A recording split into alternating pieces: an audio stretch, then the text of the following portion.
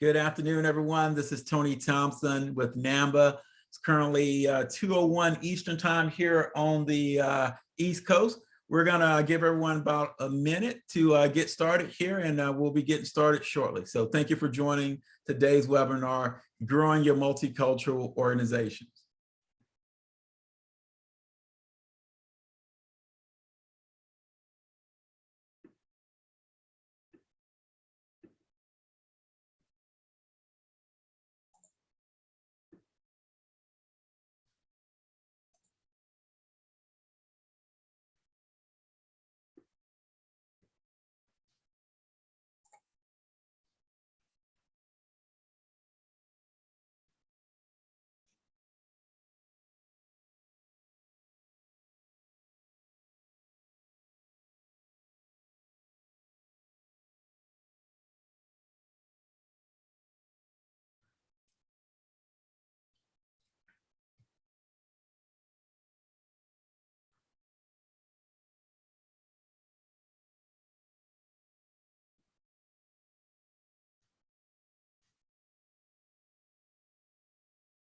Okay, we're going to go ahead and get started.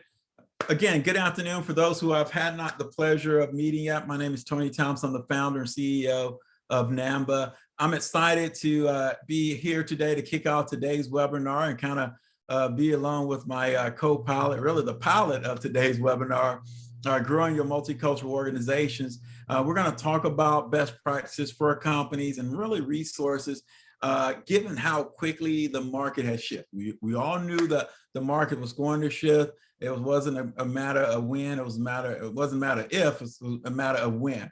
And so today our goal is to really make sure that we can share some thought processes for if you're a lender and an organization that's looking at how do you tap into this high growth, high potential market. That's what we're going to share with you, along with some tools and resources that really at the end of the day can help you have an intentional go-to-market strategy, because right now you must be intentional in your strategy, and the multicultural marketplace is a market in a segment of the market that many lenders need to not ignore and certainly understand how, particularly in this day and time, it can help them grow. Before we get started with today's presentation, a couple of housekeeping notes. We are recording this. We are also live on Facebook. So thanks for everybody who's joining us on Facebook as well. And Andreas, if you can go to the next slide for me. So first, I tell you, every day I'm on a countdown. September the 15th to the 17th, NAMBA Connect, the largest real estate and lender conference in the country from a DE&I perspective. But here's the deal. So much is going on. So much is changing. We are having a star lineup in terms of speakers, in terms of sessions. And so to learn more about the Connect conference, simply go to namba.org. That's namba.org, and you'll see everything around Connect. Please note that beautiful hotel is only 75 rooms left from being sold out. You heard it correct.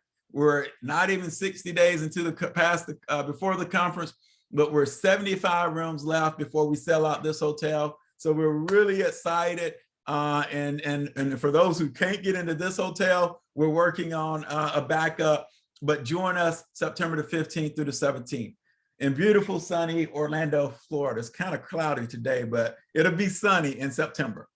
Next slide, Andres. So we're going to delve into and introduce our speaker for today, Bernard Nuselli, who's the COO of iEmergent. Today's webinar, guys, like we said, is Growing Your Multicultural Organization. You know, I'm traveling to cities across the country each and every day.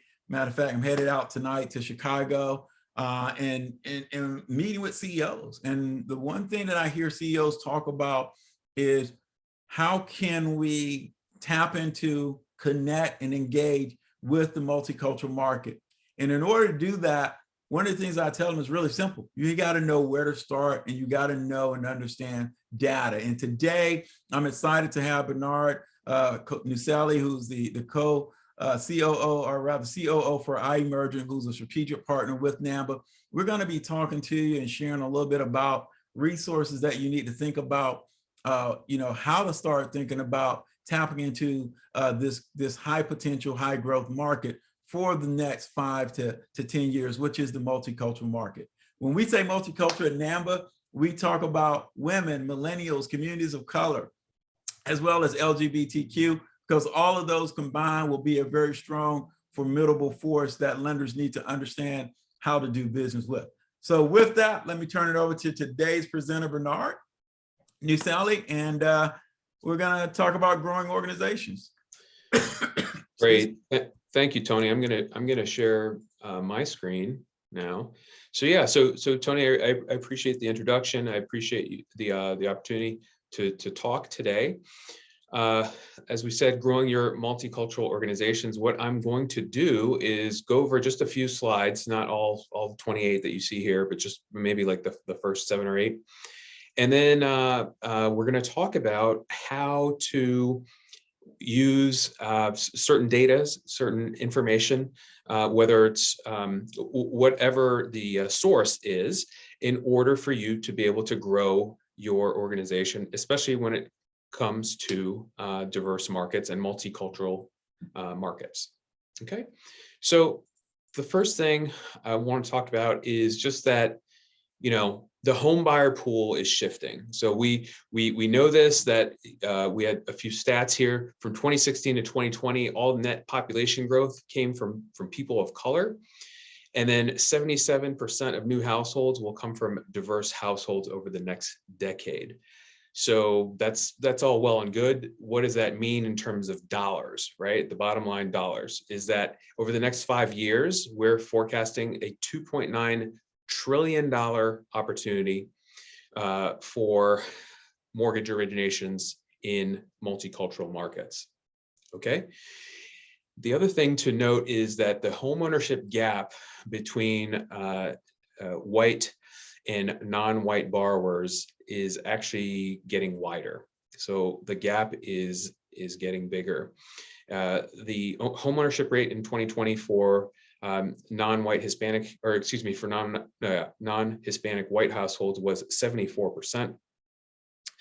For Asian households, it was at 60%. For African American is at 44%, and for Hispanic was at 48%. So there's a huge disparity. If we were to, as lenders, close that gap, so go from 45% to 60% for all 3 multicultural segments, then we're essentially growing the pie. So not only are we reaching, our existing clients in those markets, but then by allowing new borrowers to enter the home ownership race, grows the pie and is better for the industry overall. And the idea is that, if you don't do this now, when? I mean, this is the best possible time, because of the current administration is promoting equity in housing. Equity is being demanded by consumers as well. And then obviously refinance activity is projected to plummet, if not has already plummeted, especially with the latest rate hikes. And so, even though it's a tight inventory in terms of homes for sale, there's still a tremendous demand for homes and home ownership. Okay, so the idea is that organizations and lenders who actually, do this successfully are going to originate more loans. They're going to face less regulatory risk, less scrutiny from the CFPB, and then they're going to help build better and healthier communities. So there is a benefit. So this graph is a look at the top 20 or so largest MSAs or cities, multiple statistical areas. And what we're looking at in blue, this is the non-Hispanic white home ownership rate. So when I was talking about, the 74% overall nationally, here's what we can see in different cities in blue. And then underneath in red is a compilation or an amalgam of all the minority homeownership rates. And so what we're doing here is we're comparing the blue line with the red line and seeing the disparity. So in these top MSAs, such as New York, LA, Chicago, Dallas, Houston, DC, and so on, we can see that the narrowest gap, so the smallest difference between the non-Hispanic white homeownership rate and the minority homeownership rate is 15.8%, and that's in LA, and that the widest gap is at 34% in Minneapolis, St. Paul. And I highlighted Denver because we're going to be talking about Denver a little bit later in today's session. So I just wanted to let you know that Denver's in between at 20% of gap. So as I mentioned, $2.9 trillion of opportunity in multicultural markets over the next 5 years. Here is where those numbers come from. And what's highlighted is these are the top MSAs listed by most multicultural opportunity when added up. So for example, I see in LA, when we're looking at all lenders over the next 5 years, it's $500 billion right over here. But then for Asian, 74 billion, Black, 15 billion, Hispanic, 109 billion, and then Native American, Pacific Islander, or essentially this adds up to $202 billion of opportunity in LA over the next 5 years. And so I highlighted Denver, where you can see Denver is looking at $46 billion.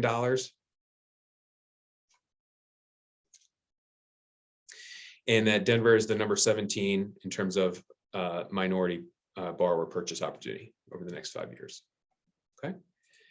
And the idea here is that these are 4 markets in Denver, or excuse me, 4 markets in Colorado, but we can see how different they are. Denver's, massive at 31 billion, Colorado Springs at 9 billion, Greeley at 3 billion, and Pueblo at, just under $1 billion.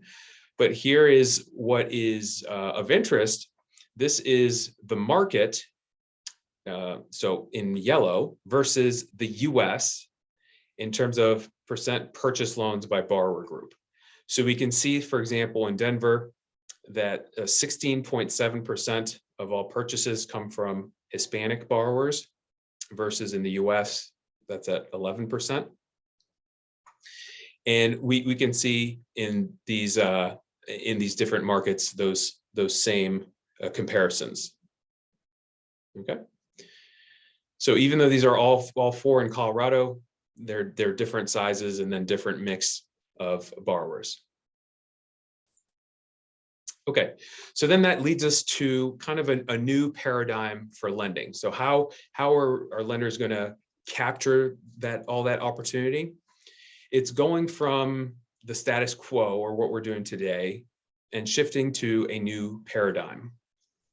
So here we see the primary driver in the status quo. Multicultural markets were a risk. They're seen as, hey, if we don't do this, we might get fines, or we might get CFPB scrutiny. In the new way of looking at it, multicultural markets are an opportunity. Again, dollar signs attached to those segments. Instead of being reactive and waiting for bells to go off, here it's being proactive and intentionally going after multicultural markets, where diversity in the current paradigm is just peripheral, just on the side. In the new paradigm, it's central. In order to grow, you need to be sure to have a strong multicultural strategy.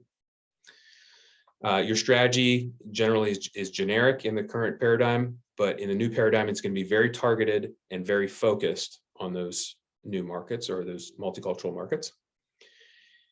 Information is looked at statically in the current environment, but in the new paradigm, we're going to look at it dynamically. We're going to be able to not only look at historical information, but we're also going to look at forecasts and forward-looking information. And then communication generally was one way. Here it's going to be collaborative between all multicultural groups and the lender organization. Okay, so how do we, what's the approach in the new paradigm? How do we approach this?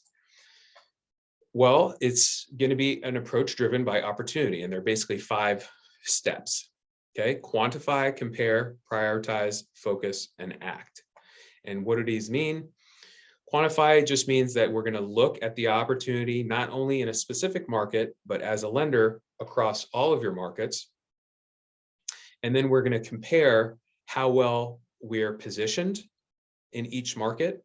We're going to, for example, identify whether we are over-indexed or under-indexed relative to a certain segment. So let me explain a little bit further. If in Denver, the percentage of mortgages or purchase loans is 10% by Hispanic borrowers, and I, as a lender, am at 8%, that means I would be under-indexed relative to the market by 2%. And so ideally, you would want to be equal to the market, if not better. Okay. Then from there, we're going to prioritize our goals. How quickly do we want to grow? How fast do we want to capture market share? We answer those questions. And then finally, once we've answered those questions, we can focus. We can say, all right, based on the answers that we noodled through, we are going to be able to focus on these 3 top markets, for example, based on our lending strategy. And then finally, we're going to act. So how do we actually execute against the strategy that we just talked about? How do we get from the strategic or high level down to the tactical, or boots on the ground, and execute our lending opportunity? Okay, so from here, this is the end of the static presentation. We're going to go into our dynamic mapping tool that we call Mortgage Market Smart. And what I'm showing you on the screen is our forecast for basically for 2022 in Denver by county. Now, obviously, half of 2022 is gone, but this is for the projection for the year. And then basically in September, we flip the calendar and our forecast will go from 2023 and beyond. But it's a simple idea, simple color scheme. Blue counties mean less opportunity. Red counties mean more opportunity. And by opportunity, I'm just talking about 2022 purchase units. Okay, so for example, if I were to click on the Denver County, I would see that we forecasted 14,601 purchase loans in 2022. So just massive amounts of opportunity. So as a lender, and we're going to get to specific things we can do as loan officers as well, just so you know. But as a lender, I want to know where the opportunity is in the market. And once I've done that, I'm going to drill in a bit more. I'm going to show, so this is the same market, Denver, but now instead of showing it by county, we're showing it by census tract, or a much smaller geography. But here, what we've done is we're identifying the pockets of opportunity within those larger counties. Okay, and once we've done that, what I would want to do is add my branches represented by the stars to see, how well I'm distributed throughout the market. And then finally, I can add my 2021 purchase loans, or even my 2022 year-to-date loans. And the reason to do that is because I can instantly see potential gaps in coverage. So what do I mean by that? For example, if we're looking at this branch, I would sit down with the branch manager or a loan officer sitting in this branch and say, hey, look, we are originating loans kind of all around the branch, which is great. Let's keep doing that. But that's really the gravy. The meat of the market for us, for this branch specifically, happens to be in this census tract, where we're forecasting 535 loans, here another 495, and here another 758. So we're looking at over 1,700 units or purchase loans just to the north of us. And so really we should be focusing on how do we continue originating loans around the branch, but then focusing on the areas with the most opportunity. Okay, so from here, I'm going to zoom back out and I'm going to get rid of our loans and get rid of our branches for a moment. And what I'm going to do is I'm going to ask you to take a little mental snapshot of where these red and orange census tracts are on the map, because this is the forecast for all purchase. But we can segment this to look at it by race and ethnicity. So for example, instead of saying, hey, where's the opportunity for all, let's look at the opportunity for African-American borrowers in Denver, which is really focused here. And that looks different from where the Hispanic borrower opportunity is over here. And that's also different from where the Asian opportunity is. So again, this is the same market, but depending on the segment or segments you're targeting, you have to make sure that your lending strategy corresponds. Okay. And then from here, so we segmented the market by race and ethnicity. We can also segment it by loan type. So here is the VA opportunity in Denver, but we can also segment the market by borrower income. So here in the magenta or purple are the census tracts that have been identified as low or moderate income census tracts. And what I could do is actually isolate them. So I just want to show them on the map. So I'm hiding all the other layers. And I'm saying, okay, here are the LMI, the low to moderate income census tracts. And then here are our branches. And then here were our originations. So again, by having all three pieces of information at once, visually, you can see that there are potential gaps in coverage in this area right over here. So the idea is same thing. Sit down and talk to the branch managers or loan officers and say, hey, we are doing good business and good work in our community over here, but we're missing opportunity in this area. The next idea is it's nice to know where those low to moderate income census tracts are, but it's actually even better when we can quantify them. So now what I've done is, and I'm going to zoom in. Now what I've done is, quantified where the most opportunity is within low to moderate income census tracts. So again, if I'm this branch and I'm looking, just to the east, where I'm saying there are 554 purchase loans just due east that would all qualify toward my LMI business, then this becomes a very important area for me. So let's stop a moment and say, okay, let's say you are a loan officer or a branch manager, and I've just shown you this information. I've just shown you where the opportunity is going to be. What would you tell me, right? Is this helpful? Well, partially, but the idea is you would say, hey, thanks for letting me know where this opportunity is, but now what? What do I do?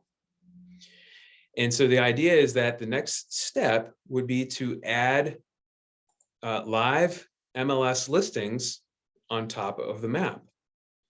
And so each diamond that you see represents a live MLS listing. So if I were to click on one,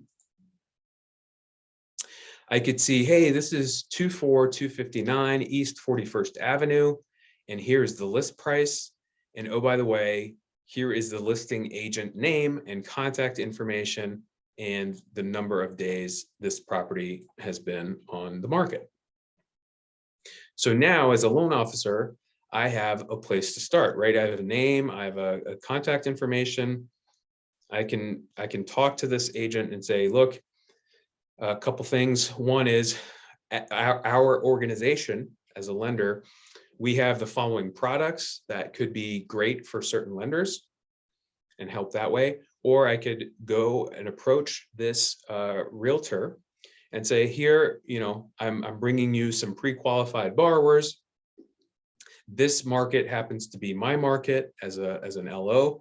So let's work together and help each other grow in this same market. The idea is that you become almost like a trusted advisor for the realtors, because you have access to this information. You know where the hot markets are. You know where the growth is in the market. And so you can now share that information with the lenders, with the realtors, and forge that relationship. Okay. So from here, this is all well and good. We can say, yep, I got it. We have I can see all the properties. But what if I wanted to focus on those low to moderate income census tracts? How would that look? So instead of showing you all properties, I could go to specifically the low to moderate income census tract ones, which would look like this. And so now, again, I could go one by one into each property, but that's not very efficient. So instead, what I can do is I can go to my spreadsheet view. And here the platform is going to return a list, or the total list of properties that fall within those low to moderate income census tracts. So there are just under 2,500 properties currently listed. And I can see here are their addresses. And if I scroll to the right, I can start to see more information about the property. These are the residential properties, and then the property subtype. And then here's the list price and the listing date. And as I keep scrolling, I can see the agent name. So here's the listing agent realtor and their contact information. And then finally, as I scroll all the way to the right, I can get their office name, who they work for. Okay.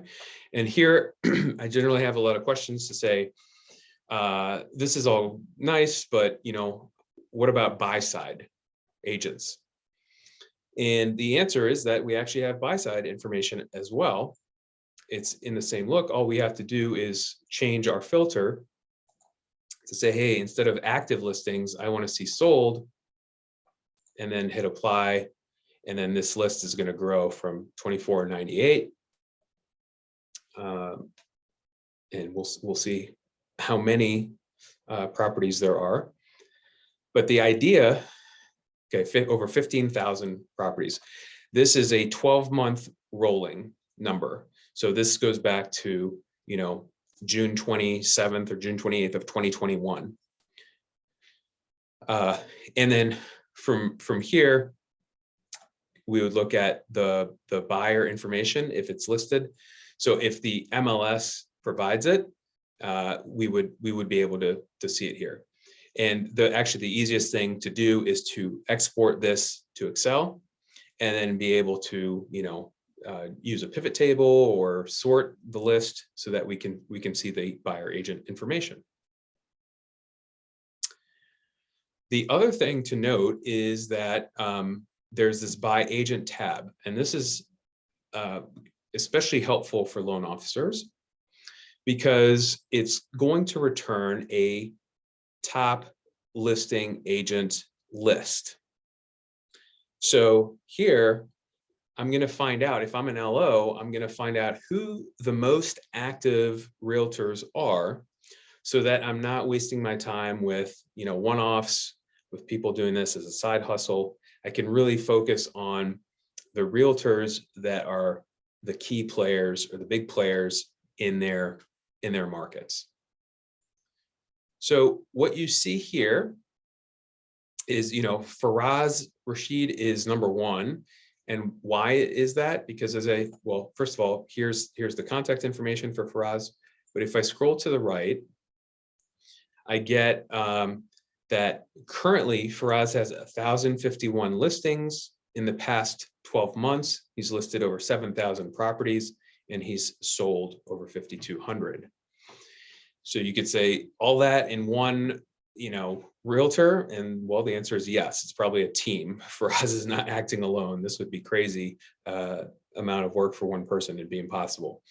So Faraz is definitely a team. But the idea is that, I can see the activity. I can see who to talk to if I wanted. Okay, so I'm going to go back to my map.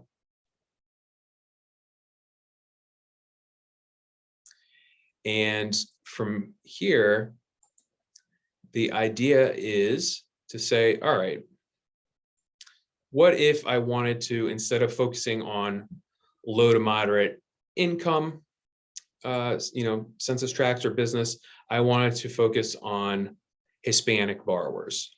Okay, so I'm going to hide this layer, and instead I'm going to go back to my Hispanic borrower forecast. All right, so what do we see? And I'll zoom back out just so that we have a clear picture. All right, so what do we see here?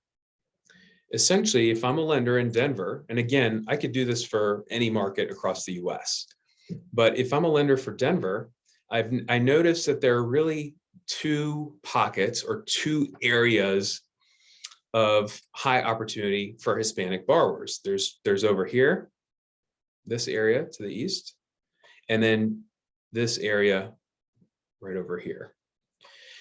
So instead of looking at all of Denver, because I'm not interested in realtors or loan officers doing business here, for example, I'm interested in these areas specifically. So I'm going to remove, or essentially I'm going to focus on just those couple areas. Okay, so what does that look like? That looks like this. This is area 1. This is area 2. And these are my areas of highest opportunity for Hispanic borrowers. So what does that look like? If I go to my spreadsheet view for this area, it looks like this. So it looks like there are 70 census tracts there. And then as I scroll all the way to the right, I can see, look, in those 70 census tracts, I have a forecast of $3.8 billion overall. That's for all borrowers. But for Hispanic, we're at, over 25% of that. This is over $1 billion of opportunity for Hispanic borrowers. And you can see the contrast where for African-American borrowers, we're only at 119 million. So in the area that we created, in the sub-market that we just created, this is the best opportunity to reach Hispanic borrowers in Denver. Okay. And so therefore, I would want to know just the listings or the listing agents in this mortgage opportunity zone. So let's look at what that looks like. So this is an example of the properties in the other mortgage opportunity zone, right over here. And let's go to the spreadsheet view there. And it's the same concept of saying, look, I want to focus on just this area of Denver. Who should I be talking to? Who should I have business relationships with from the realtor folks? So again, we see Faraz is back up there, right? And this is correct because this is Faraz's overall production in whether it's Denver and beyond, but this is his production. And then if I scroll to the right, I get to the filtered total. And this is now much more interesting because these are the numbers for just my sub market. So if I were to sort this list by my active listings, I'll be able to see who the top realtors are in just my sub market. And usually, so Faraz is still number one. I mean, he just does a ton of volume. But here's what's interesting is I can look at Carrie Young. And Carrie Young isn't, one of the top 3 agents overall based on these numbers, based on these 12-month sold numbers. But what Carrie has done is she's sold 138 properties in the past 12 months, of which 34 are currently active in my sub-market. So we can conclude based on this information that Carrie is a big player in the area of interest. She's the person that I would want to get to know. If I'm a loan officer, I want to make sure that Carrie is on my speed dial or that I get to know and meet Carrie. Same thing where we can say, okay, here's Courtney Wilson. She's only done 12 loans in the past 19 months, but she has 12 active loans in my preferred market. So the idea is that once you analyze this information further, you can see that, hey, some of the realtors come to the top of the list, not based on volume, but based on where they're doing business. And if that matches your interest, where you want to do business in Denver, then that's how you know where to spend your time, effort, and energy. Okay, so really, that's the key takeaway for loan officers. Now, if you're branch managers or if you have any kind of recruiting responsibilities, then let's talk about that for a second. So in this report, we're looking at year-to-date production. So from January 1st through today of 2022 in all of Denver. And we're saying, all right, well, who are the top loan officers in Denver? And so I'm going to hide my filter for a second. And I'm going to say, all right, well, we had, Nicole, and she's number one. She works with Fairway and Lensure and TJC. So because she has multiple companies listed, this indicates that Nicole could be a broker in the most likely situation. And then we see this is Nicole's production in total. So everywhere in the US, 324 loans, $144 million. And now here's Nicole's production in Denver specifically. So of the 324 loans she's done overall, she's done 198 of those in Denver. Okay, so now I can also say, okay, if I'm recruiting, so let's say I'm interested in Chris Murphy. Okay, I can click on Chris Murphy's name, and I can say, all right, here's Chris Murphy's portfolio. Again, this is what Chris Murphy has originated year to date, right? But then I can say, you know what? I want to talk. I want to have a call with Chris. And so I can click on this contact information. And here I can see Chris's branch office. And if I wanted to, I could click on this NMLS icon. And that takes me directly to the NMLS verification or the CAPTCHA. And I can just fill that out. And now I can see here's Chris Murphy's phone number, and then who he works with.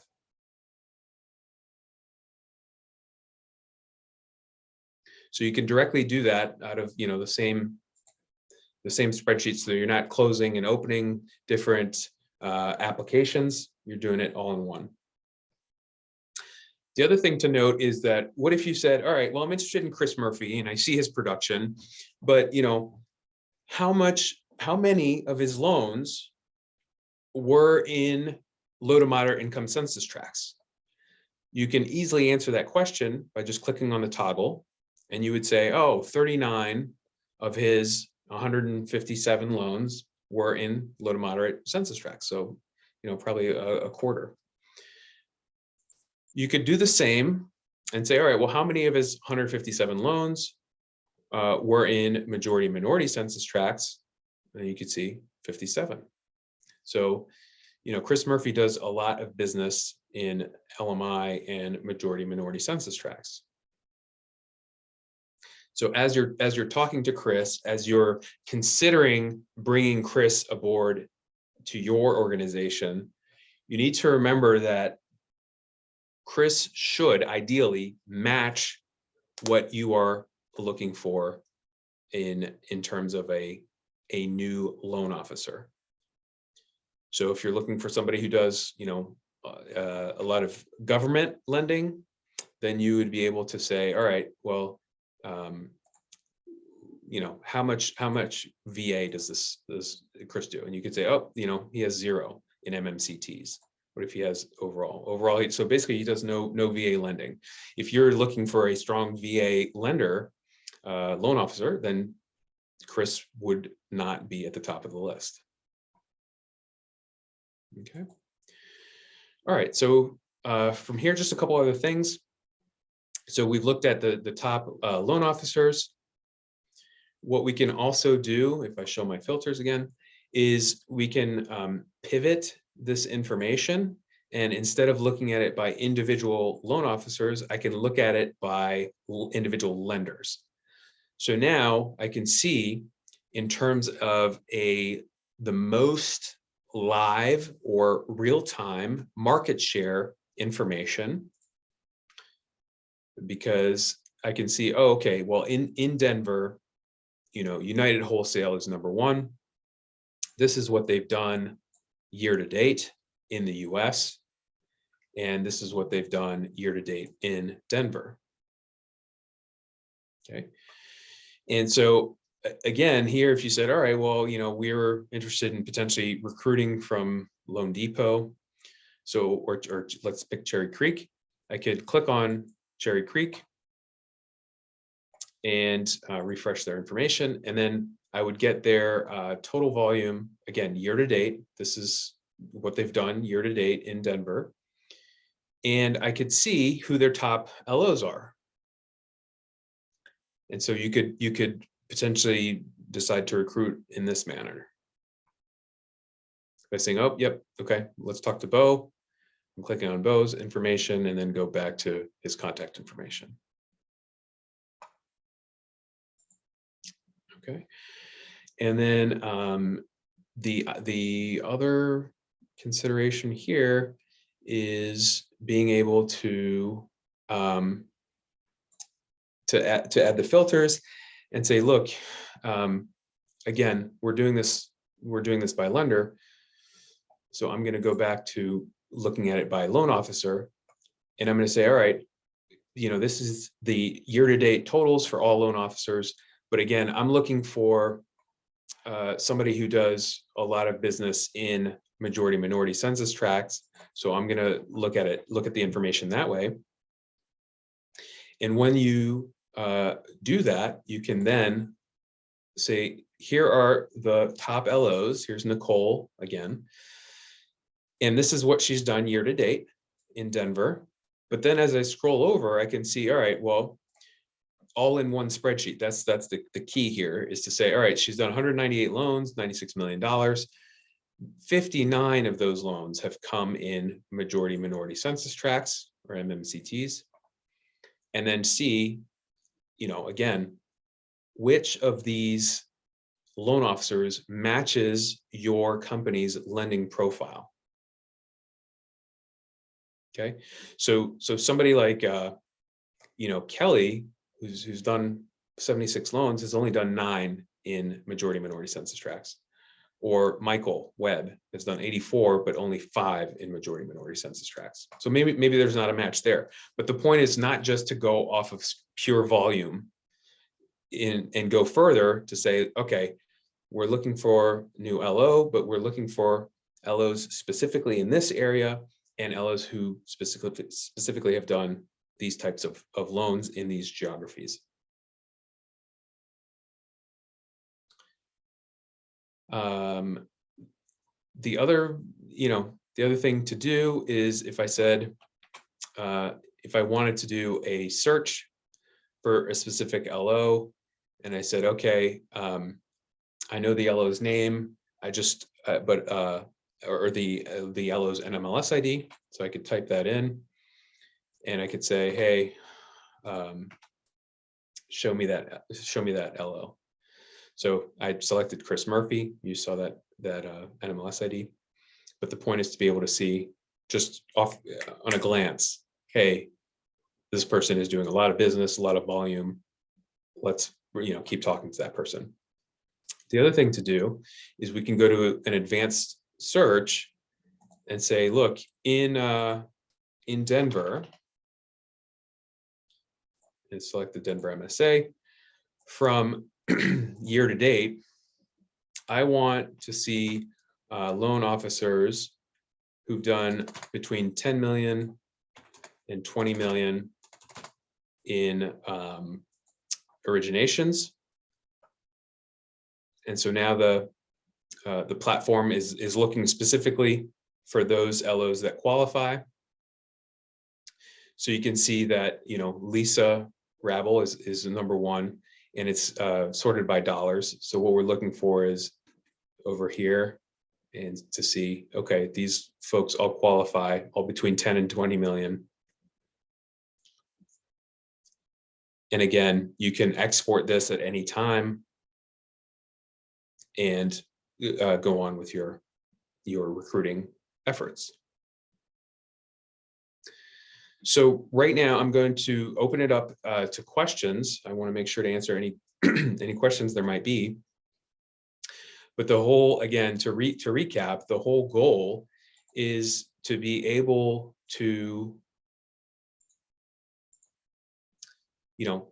quantify. So in the case of Denver, we're looking at where and how much the opportunity is, of comparing, when we were able to add our actual loans on top of the map and compare, where we've originated lots of loans, where we haven't, and if we wanted to remedy those gaps.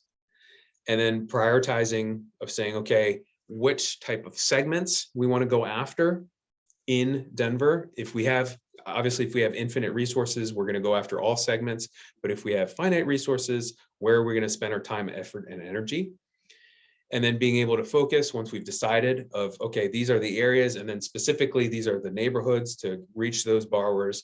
And then finally act by saying, okay, in order to execute this strategy, we need to talk to these specific realtors, or we need to hire these specific loan officers in these areas. So I hope that was clear, and I'll open it up. Tony, if you have any comments. Yeah, no, certainly recognizing we may have some individuals who are representing leadership, and then some you may have some branch managers. And so is this data, recognizing that we're, at NAMBA, we like to get the hands down to anyone that is in the industry to help them understand, is this something that is also available to like branch managers and area managers, regional managers, as well as to, enterprise companies? Yeah, good question. The answer is yes. What we do in order to distinguish between those folks is, for branch managers, for example, we would create the layers that are of interest. So I would work together with that branch manager. Okay. And the two of us would sit down and say, okay, here are the reports or the layers that I would want to see as a branch manager. Why don't you help me create them? And that way, that person can go back into the system on a weekly, on a monthly basis, and just have to get that information refreshed, which happens automatically. That way you don't have to learn the system. You don't have to mess around with building anything. You can just say, look, this is the stuff that's important to me, and I can go in and get it as often as I'd like. One question came in, what's the difference between this platform and we know there are several others, but in this case, MMI? Yeah, sure. So we like to approach it as MMI is a wonderful tool for recruiting.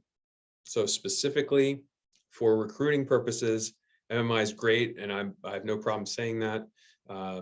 They've done a wonderful job with their platform.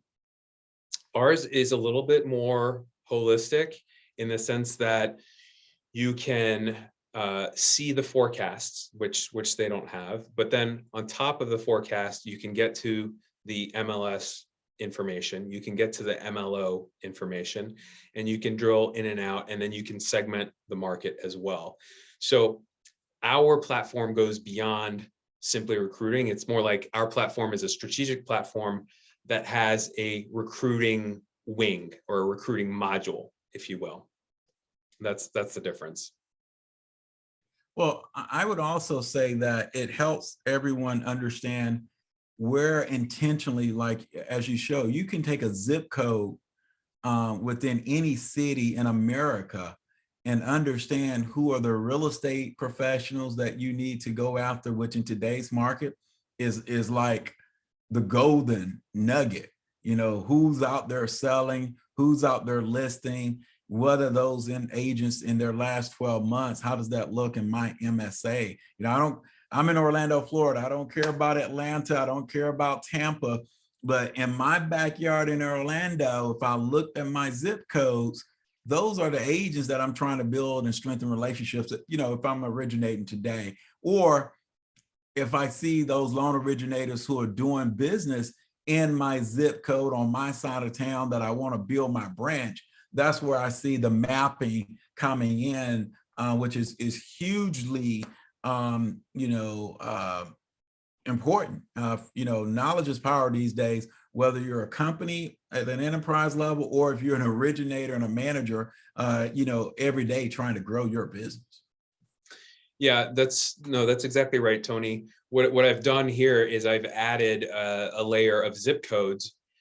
And the whole point is that when they work, they work the best when they're paired with the forecasts. So now I can see here's a red area, here's a red area, and so an area of opportunity. And so really, if I wanted to reach this area, I would need to do potentially a direct mailing to 80019. 80018 is just to the south. But the point is, again, you can be very intentional and very specific. I don't have to pepper all of Denver County. I can just be very specific about where I want to focus my resources. Great. And then last question, there was a question around cost. I think for the cost, from what I understand, Bernard, is really based on an enterprise, or it's based on, looking at someone getting one or two different, things so they can reach out and contact you to see what their needs are. Yeah, that's exactly right. And I'll put my my contact information up here. Yeah, the idea is if you're looking at it as a lender, as an enterprise, as Tony mentioned, then we would say, okay, you buy the information by state. So depending on the number of states, you might get you would get a volume discount based on the number of states. Or if you are an individual loan officer who said, listen, I just want one market, then what we do is, again, we pre-build some of those layers that are of interest to you. And then it's a monthly rate, I think like $50 a month per market, and then figuring out what you're interested in. Great. Well, we are making great time. I think we've got about 5 minutes. We'll give it one quick second to see if anyone else has any other questions.